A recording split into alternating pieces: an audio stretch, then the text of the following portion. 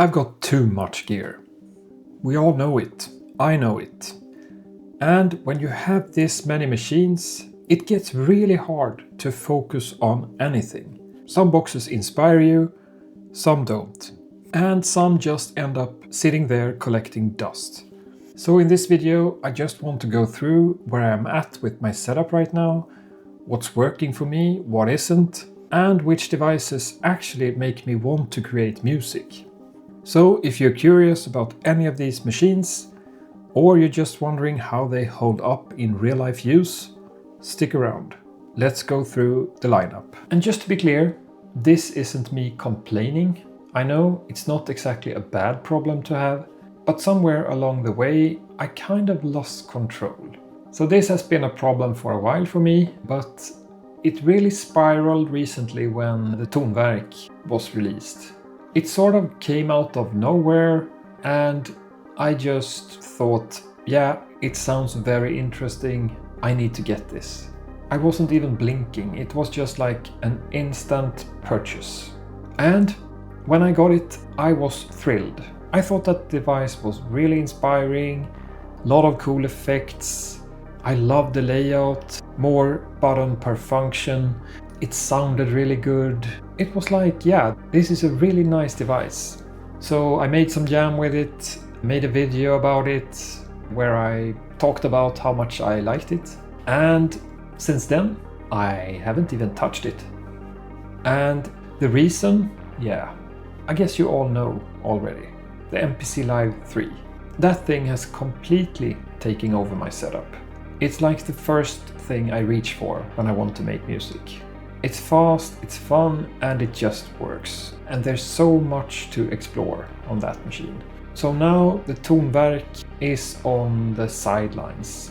Not because it's bad, I actually really like it, but the MPC kind of pushed everything else out of the way.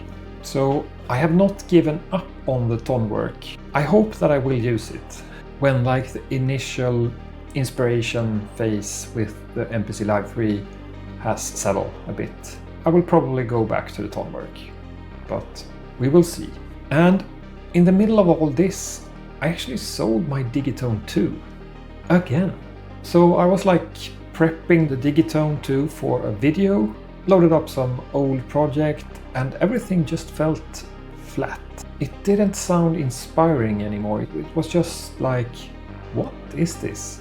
And that's the thing. That's also a device that I have not been using as much as I thought. I always felt that that was one of the most inspiring devices that Electron makes. When I listened to all my jams on it, I was like, no. So that was kind of a rushed decision to just, yeah, I need to get rid of this. Because I was so like overwhelmed with all the grooveboxes I had at this time. So I just felt like I need to sell something, because I bought too much, and the Digitone II had to go. I'm not sure it was the right decision. Maybe I will regret it, but as of right now, I don't miss it. Let's talk a little bit about the Ableton Move. That one is tricky, because I really like what Ableton tried to do with it. It's portable, it's fun, it's immediate, everything I should like. It's almost the same thing as with the Digitone II. I went through all the jams I have made on the Move, and to me, every jam felt like this is nothing I want to continue to finish. It's just boring sketches. And that's the point with that machine. It should be sketches, but they sounded boring, not inspiring. And that's on me. It's not on the machine itself. That's what I make of that machine. That's important. I'm the one using it. And if I can't produce good music on it, then it's not for me. It's that simple. And some part of me thinks that the 4-track limit is a true limitation, because every time I try to jam on it, I feel that limitation. It's like, yes, you can resample your tracks into a drum track and get more tracks that way, but that breaks the flow. It gets messy, and I start losing track of what is what. So yeah, let's talk about the OPXY. So I still use this a lot. The MPC Live has not taken away the inspiration. I mean, the OPXY is much more flexible in terms of mobility. So if you only have like a short time over, it's much easier to just grab the OPXY and start jamming. And it's also very capable. So I still love that machine. So right now I would say that the MPC Live III and the OPXY is the machines I use the most. That's just how it is. Let's move over to the Synthstrom Deluge. This is one of my all-time favorites, but lately I have barely touched it. It's just sitting there, silent.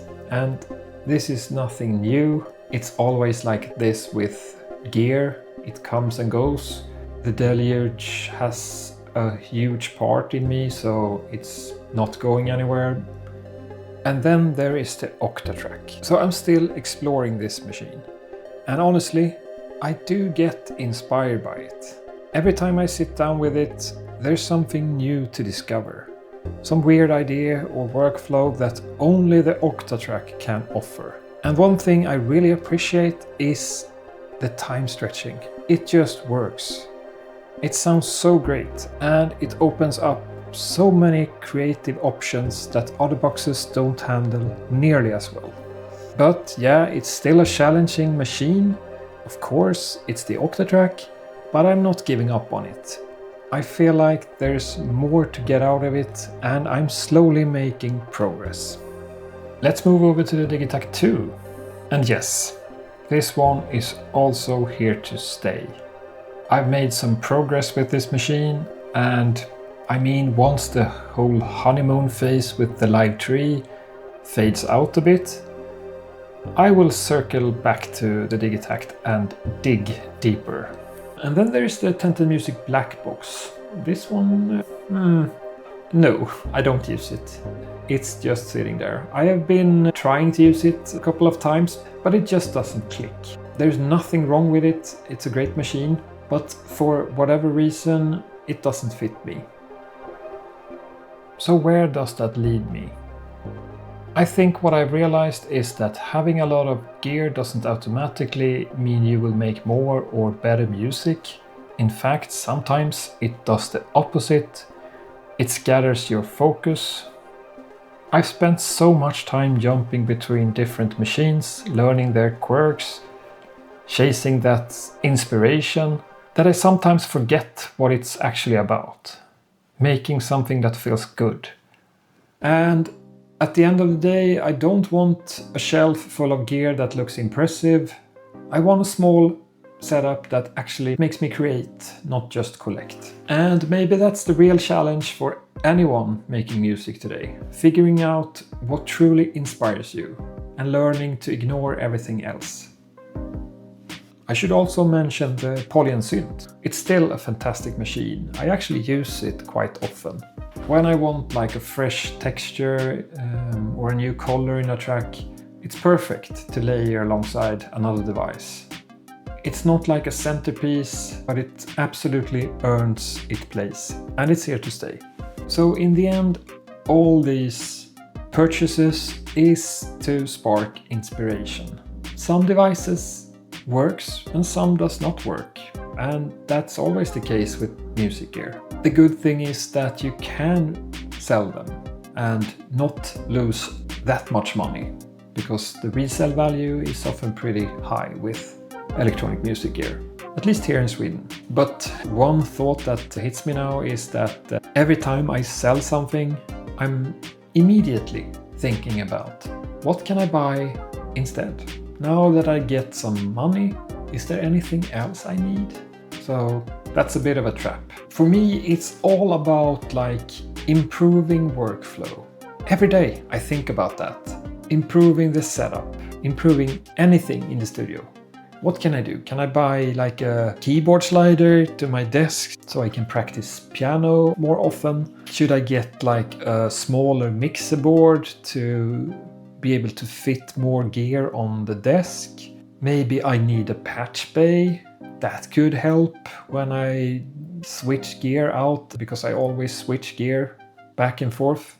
So I think about these stuff every day. And as of right now, I'm pretty happy. I don't feel like the need for any new grooveboxes. basically. I have plenty to learn. And I'm actually really happy that I have zero interest in the new Roland TR-1000. That much money for a drum machine? No thank you. If it was like 20 years ago, when you really wanted that analog 808, 909, then yeah, I would be over the moon. But adding a drum machine to my current setup would do nothing. So no thank you. Yeah, whatever. Gear talk, gear dilemma. I don't know, call it whatever you like. And it's definitely, I'm not here to complain. I love to be able to test all these things out. It's just that I need to like refocus and just spend energy on those machines that actually works for me. I can't use everything. Okay, so that's all I had. Thanks for hanging out and listening to my gear babble. I try not to buy anything new for at least a week.